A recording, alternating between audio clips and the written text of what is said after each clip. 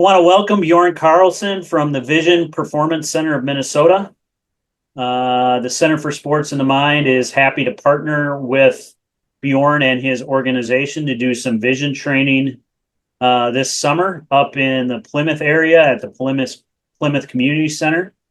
And Bjorn is going to tell people who are interested just how it works. So why don't you start, Bjorn, with telling the listeners or the viewers about the assessment process? Sure. Yeah. Typically, how our camps work is we do an initial screening with the athletes, and typically it's we've got a team of us that kind of rotates you through 5 or 6 different stations, and typically we go through about 14 different tests. The tests range from we measure just your visual acuity, how clear you can see, your eye posture, where the eyes are positioned in space and how that can affect reaction time, your depth perception at near, your depth perception at distance, your focusing system and how you can focus from near to far, measured with a specific type of lens, your visual memory, which is measured through a flash of numbers. We also test your visual strength and endurance, how your eyes converge or come together, how they diverge or go apart, and then how that can affect your playing toward or at the beginning of the game compared to the end of the game. We also measure your saccades or your rapid eye movements, your tracking, which is just following a moving object, your near point convergence. Can you bring your eyes in? Can you bring your eyes out? Your dynamic visual acuity, which is, again, your static visual acuity. Can you see 20/20? Then can you see 20/20 while something is in motion? And then the last two are a tracking exercise. How can you track one ball? And then can you, the last is your reaction time and peripheral awareness. Okay. And then that information gives you what? Yeah. So after we get that information, each athlete gets a graph that has what all their scores are from each test, and we label it pretty clearly. It's either labeled in or highlighted in green or highlighted in red. And if it's green, you met or exceeded the expectation. And if it's red, you're below the expectation. And then from there, typically in our camps, it's kind of a similar with the evaluation. We rotate the athletes through, but if there are certain deficiencies that some show more than others, we can kind of tailor some specific exercises that go home with them. Okay. So if someone were to sign up for the camp, what does that look like each time they're there? Like, how long does it take? How many weeks? And what are they doing?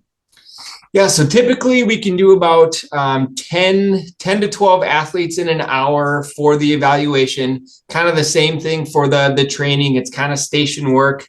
We can get, again, 10 to 12 athletes. We rotate through the stations, and usually they get through the stations twice, or the second round of stations, there are different exercises. But we do the initial evaluation, and then the camp, typically we try to do, either we can do once a week for 10 weeks, or sometimes in the past we've done it where it's 2 times a week, and then we can shorten it a little bit. But most of the time it works better in the schedule to do once a week for 10 weeks. Okay. And if a kid were to miss a session, can they get the makeup homework? Yes, yeah, definitely. So if someone were to miss a session, we can send home the exercises, because typically we see the kids on that one session, and then we ask that they do the homework anywhere from 2 to 5 times throughout the week. Obviously, the more you do it, the more you're going to get out of it. But yeah, if there's a miss, sometimes what we like to do is, again, we can kind of send it home with their teammates, or we can follow up with that athlete and give the week's worth of exercises. Okay. And what kind of results do people typically see when they've gone through the 10-week course? Yeah, so what we're looking for is obviously improvements in your visual endurance, your visual awareness, and how that transfers to the ice or field is they're going to have better reaction time. They're going to have better peripheral awareness. They may have better endurance throughout the end of the game. Can they perform as well as they did at the beginning, and then still be able to sustain that visual clarity and focusing at the end of the game?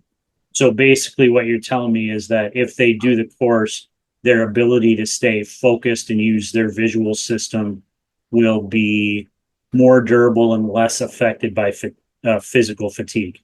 Correct. Yeah, you look at, as we are mentally and physically fatigued, obviously we're going to be visually fatigued as well. But if we can sustain that visual clarity and that visual endurance, then you should have a higher output and higher performance towards the end of the game.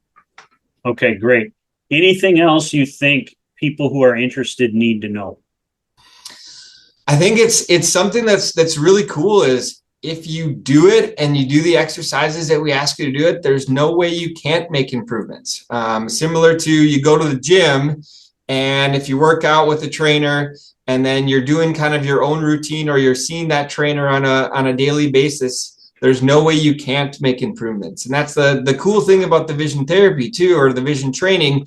As you do it too, you're building those neural pathways in the brain. So the term is neuroplasticity. And then once you have those new, more efficient pathways from the eyes to the brain, a lot of times you don't need to redo it because you've built that foundation. So we have many athletes that do it, and then they may do a brush up every year before the season starts, just to make sure they're fine tuned and ready for competition. Okay. Well, great, Bjorn. Thanks for being on. Yeah, thanks for having me, Hans. Yeah. All right. Thanks.